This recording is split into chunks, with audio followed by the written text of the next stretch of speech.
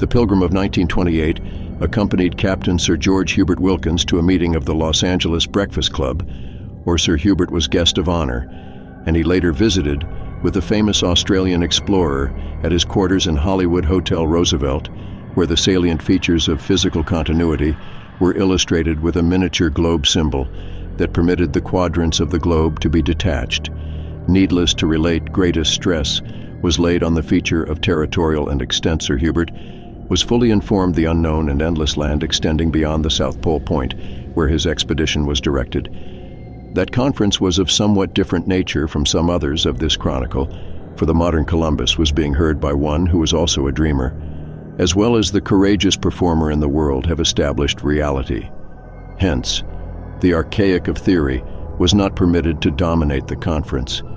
It became evident that the explorer was not risking his precious life at the forbidding South Pole merely for the purpose of measuring wind velocity and to gauge the directional activity of ice flows. Sir Hubert seemed wholeheartedly to share the conviction that the South Pole was by no means the southern end of the Earth.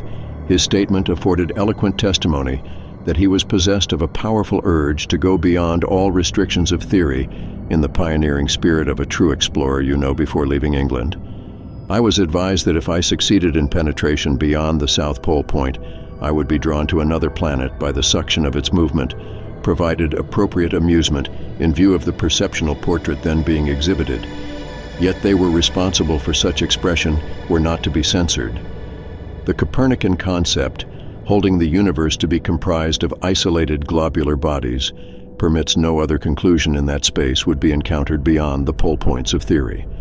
Sir Hubert was visibly impressed by the prospects presented, and he gave firm assurance that he would continue beyond the traditional mathematical end of the Earth.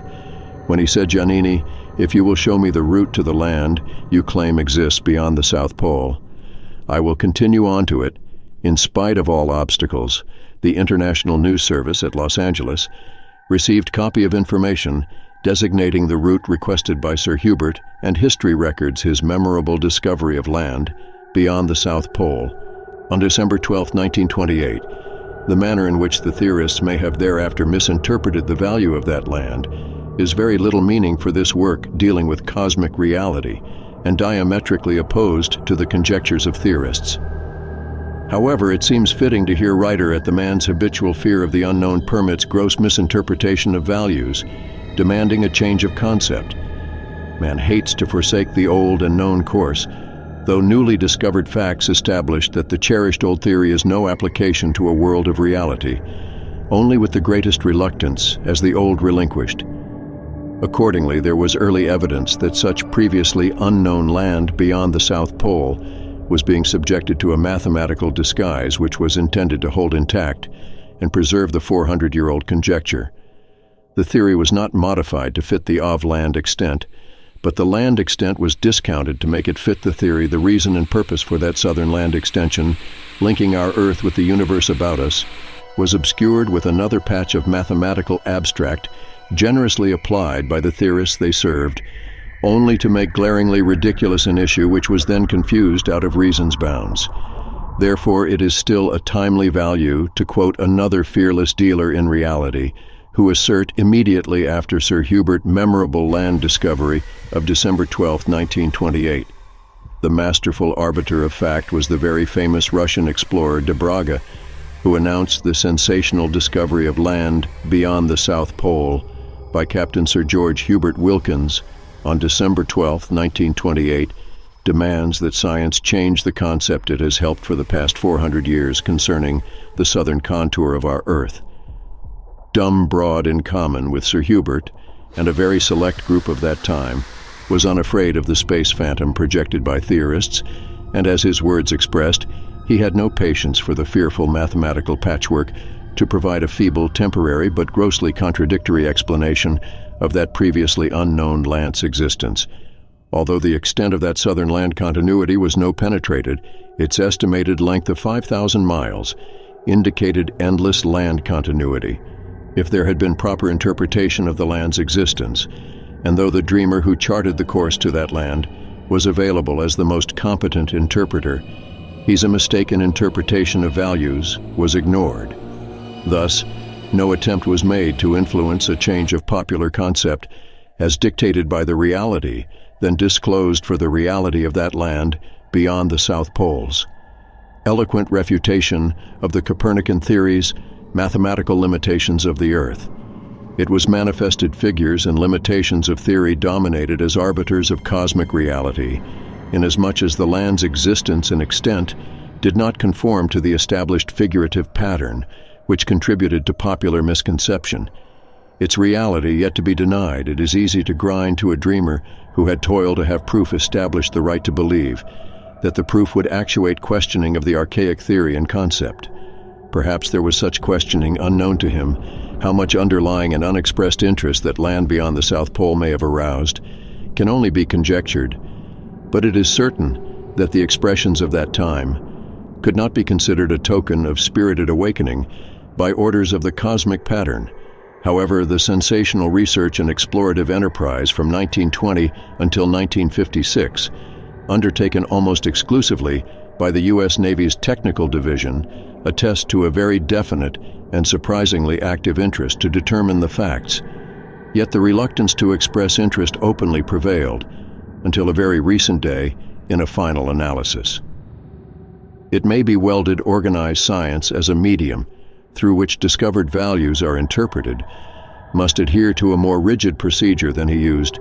Unnatural perception enables him to see, beyond the acceptable deductive pattern. He who surpasses the pattern owes allegiance only to his soul.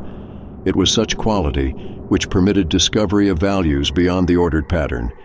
Such being the case, adequate allowances should be made by both sides, so that better understanding of the acquisition of values may be had. The lesson should by now be learned that the new and the revolutionary cannot be found in orderly deductive pursuits, where the extraordinary perception esteemed Wander the explorer or even the creative artist. Mayen was jumped that long without waiting for the section and benediction of tradition's establishments. He must have patience to bide his time into orderly science, 6 floors to its own satisfaction. The merit of extraordinary findings in whatever field of research, invention, or discovery. On the other hand, it behooves established science to with all too ready combination of the new and the revolutionary, until proper investigation has been made of the new presentation of whatever nature. There is no excuse for all organized science to become impatient accordingly in the overall worried portrait of perceptional values. Here it appears to be timely to elaborate upon pertinent features of the fallacious globe-Earth concept, particularly in relation to the so-called poles. Some of it may be repetitious, if so repetition is in order and needs no further apology. This is not a theme so oft repeated of love, hatred, or the many expressions of human emotion and behavior. This is an original work which has never been published. Hence, it is necessary at times to repeat the most important and least understood features for the purpose of clarity according to the established globe. Earth symbol, it must be assumed that any progress beyond the northern or southern geographic centers designated by the poles would demand a return toward the North Temperate Zone or the South Temperate Zone. The symbol makes such return on the other side of physical necessity otherwise, and as the Londoners counseled Sir Hubert Wilkins, one would experience a sharp takeoff into space, the misconception of such return from the other side of the globe. Symbol is so firmly fixed that popular belief holds that the Earth has in fact been circumnavigated north and south.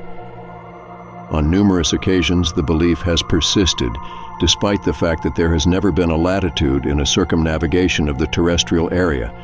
There has been none because there can be none. It may be claimed that Admiral Peary Rowell Amundsen and other explorers went over the pole. However, it must also be known that such over-the-pole accounts have mistakenly represented the term. Its realistic purpose was to show only that explorers did in fact reach the true pole points to the poles with a turnabout for returns, as starting points as possible of accomplishment, but movement to either pole and over the pole with returns a starting point without turning around never was and never can be accomplished. It should be realized that explorers of the past did in certain instances reach the pole points, but it should also be realized that they very definitely did not go beyond the poles. One is moving, as the colloquial aptly describes, out of this world. one then continues to move over land extending beyond the Earth. That land beyond is not on either side of the Earth that was conjectured by Mr. Copernicus. Such a land factor, strange as it may seem to many, is now firmly established by U.S. naval exploration. Beyond the poles, it would be most fanciful to contend that any unknown land existed beyond the pole avoids, if one believed that the phrase "over the pole" really means that explorers of the past window with pole points from one side to the other side of the supposedly isolated globe Earth. Under such circumstances, there could be now beyond other than the space originally conjectured, but such performance from one side to the other side of an isolated globe Earth as an aspect of popular misconception. You figure 3. The infinite sky enveloping the universe, showing the inescapable illusions. This is not intended to show distance from the terrestrial to the celestial. It cannot be drawn to scale, but it does indicate what the night levis of our terrestrial sky must be. For our celestial cousins are luminous, outer sky deceptively appearing as bins of rounded and isolated bodies would present to the Martian and all other inhabitants of the universe. The identical so-called heavens above which we see as their luminous and deceptively isolated sky areas. Since up is always relative, our celestial cousins look up or out through their inner blue sky, as we do through ours, and behold the same nightly star pattern that we witness, contrary to popular misconception, based on the illusory shooting up or out from any location on the terrestrial and the celestial, would take the hapless explorers away from the universe structure and project him into infinite space-place. Your thumb on the illustration stratosphere section, then draw it toward you that will describe where the space explorer would go if he did not land back on some land area of the tree. He would be completely lost in space when the universe was constructed, or he would be projected upon some terrestrial area remote from the point of flight origin. Thus the heralded spaceships would be precisely that, and nothing else. Any spaceship launched, and there is no doubt that it could be launched, will be able to be lost in space infinite or be returned to some journey of the Earth. The increase of speed and power would hasten the development, whereby it would become lost outside the universe whole. Such is the inevitable destiny for spaceships. The universe is so ordered that power increased to overcome the arc of flight would precipitate the spaceship away from the universe. On the other hand, insufficient power would restrict the spaceship to the movement of all 4 jet tiles, and it would have to conform to the arc of flight, which would return it to some land area of the tryst real. That flight principle always demanding consideration in the firing of our most powerful naval weapons, hold application to the U.S. Navy's superpowered rockets. Their arc and drift is increased with every increase of altitude, continuing the study of the illustration for better understanding of the terrestrial heavens above. Imagine that the luminous terrestrial sky curves each cover a land area 100 miles in length and width, then cover the entire tryst real lands with 100-mile sky disks. Some idea of the countless illuminous rounded and isolated bodies are connected and continuous outer sky presence to celestial observation. The results of observation from the celestial would compare with results of our observation from the terrestrial. The magnitude of the terrestrial heavenly bodies detected would depend in part on the power of the detecting lenses. The 1928 polar expeditions of Captain Sir George Herbert Wilkins and Rear Admiral Richard Evelyn Byrd used and did penetrate beyond the South Pole point at a southerly direction and discovered that land extended at least 5,000 miles beyond the original mathematized southern end of the Earth. Incidentally, that estimated 5,000-mile extent represents the greatest estimate possible through triangulation, and there is no other means for estimating modern expeditions have penetrated into that 5,000-mile and extent. But its end has not yet been reached. When the end of the estimate is reached, another similar estimate will be made.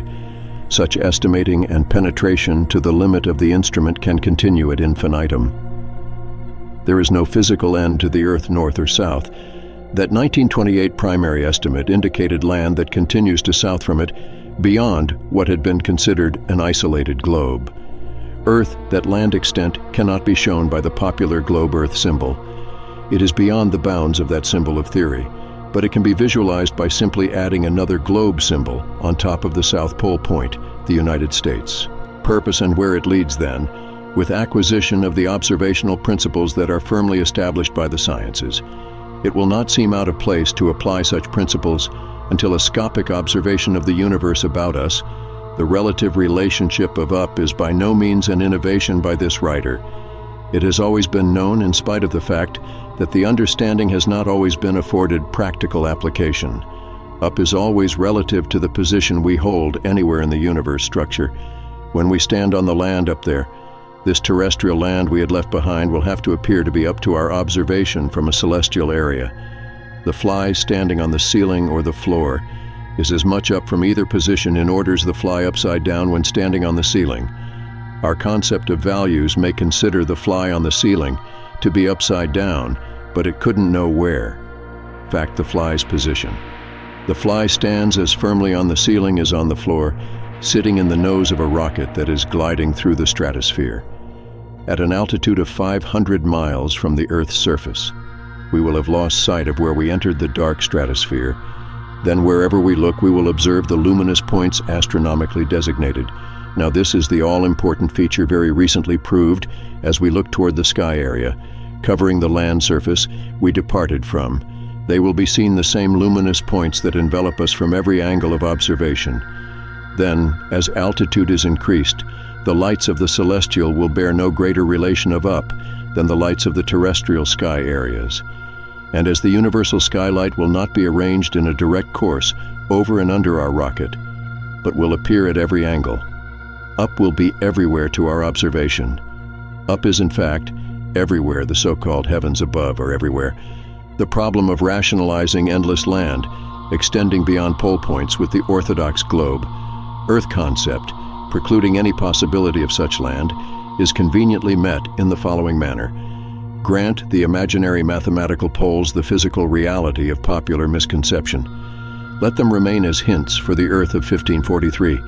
Continue the pole points off 1533 to the distance beyond that.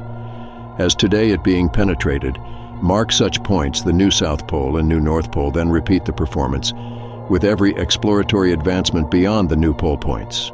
As the 1928 Explorer is beyond the South Pole estimated, a land extender 5,000 miles out of bounds of the Copernican globe Earth. The extreme limit of that instrument must be considered our new South Pole when it has been reached. When future expeditions arrive at that new South Pole 5,000 miles beyond the original South Pole, they will estimate another 5,000 miles beyond the new South Pole. That pole-moving procedure will continue as long as men inhabit the Earth and answer the urge to explore such land highways extending beyond both pole points, and as they continue to penetrate the northern and southern land extensions of the traditional Earth area. They will establish that penetration is being accomplished in two celestial areas which from our present positions on terrestrial level must appear to be up or out. One may, for the present, continue to retain the concept of Earth isolation. If it is beyond one's ability to relinquish it, if the natural course of events will conveniently modify yesteryear's concept, without knowledge of the individual, truth has a very subtle way of entering where it is not wanted, as each successive exploit of man along the northern and southern land highways, unifying the terrestrial and the celestial bears confirmation that the Earth is not isolated. The dominant misconception will be dispelled. Such discernment will not come like a sharp iPad earmac injection. It will develop like the slow but certain change and growth of body tissue. Then will the poles of yesteryear's understanding be stripped of their restrictive domination. It must become most obvious that there are the northern or southern limits to the Earth. After explorers have penetrated 10, 20, and 50,000 miles beyond the originally assumed ends, and the continuing land being penetrated must therefore represent the areas of the celestial. After such extensive penetration, the question would naturally arise, what else can it possibly represent? Without the stimulus of this perceptual portrait of cosmic values, there has been periodic effort to penetrate the immediate and Type II continent, this site of the South Pole, since the year 1739. However, early explorers were compelled to retrace their course. After reaching various points of the vast Antarctic plateau, they were denied access to the pole point because of lack of essential mechanical equipment now at hand. And since they could not reach the pole, they certainly could not have helped to penetrate beyond the pole. The general misunderstanding of southern polar conditions may be realized from the following descriptive account of the Antarctic continent, which bars the course to it beyond the South Pole, a realm of mystery. The pole is located upon a plateau 10,000 feet high in the center of a vast continent of 5 million square miles, 50% larger than the United States. Upon all about 100 square miles of Antarctica lies a cap of the guys, glittering upon high plateaus and lofty mountain ranges, which give the continent an average height of 6,500 feet, or twice the height of Asia. In the light of modern knowledge concerning southern polar terrain and that area's width, it becomes important to re-examine the 400-year-old concept as it relates to the final quadrant, south of the supposed isolated sphere in harmony. With the conceptual value originally expressed, can such vast land area and its mountains be explained in any attempt to harmonize today's discovered reality? With yesterday's theory, one must bear in mind that no stretch of the imagination can transform land and mountains into ice. Recall the elementary provisions of the Copernican theory, that because of the daily and yearly movements of the supposedly isolated globe Earth on its imaginary axis, the two extremes of that inconceivably rapidly moving globe or sphere word accomplished the lace movement in time and space, and they would receive less of the sun's heat as a result of the mathematically prescribed TOA, the Earth planet.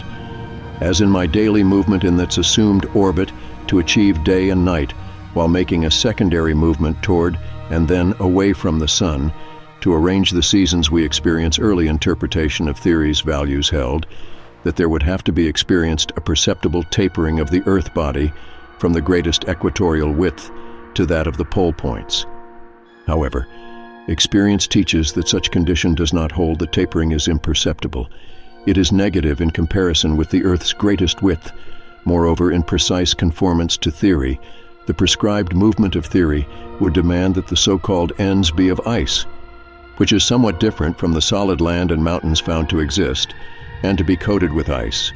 The factor of ice covering for polar areas of the terrestrial results from the position of such areas in relation to the universe whole, and from the distribution of magnetic force throughout the universe whole. The magnetic dispensation does vary throughout her astral areas in accordance with the natural laws governing its universal distribution, but the magnetic force of the creation is by no means dependent on this conceived man-made rules of behavior.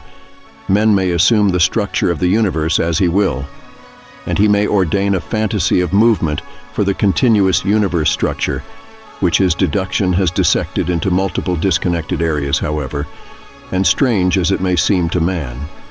Semitism, cosmic reality, makes no provision for man's hopeful but vacuous deduction. Descriptive material dealing with Antarctic emissions.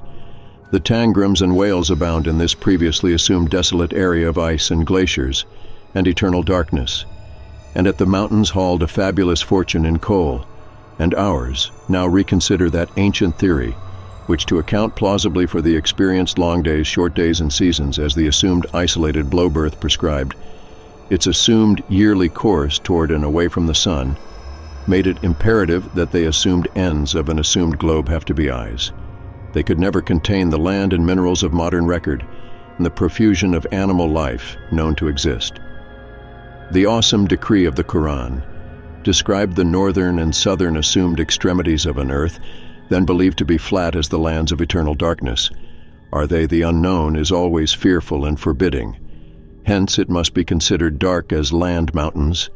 Minerals and profusion of animal life are found to constitute the entire Tagari at the site of the South Pole land vegetation, and life are to be found as progress is made beyond the pole and out of terrestrial boundaries at that particular pole point. And for a distance beyond our experience, the most intense winds of blizzards, which act as a barrier to progress beyond the earth.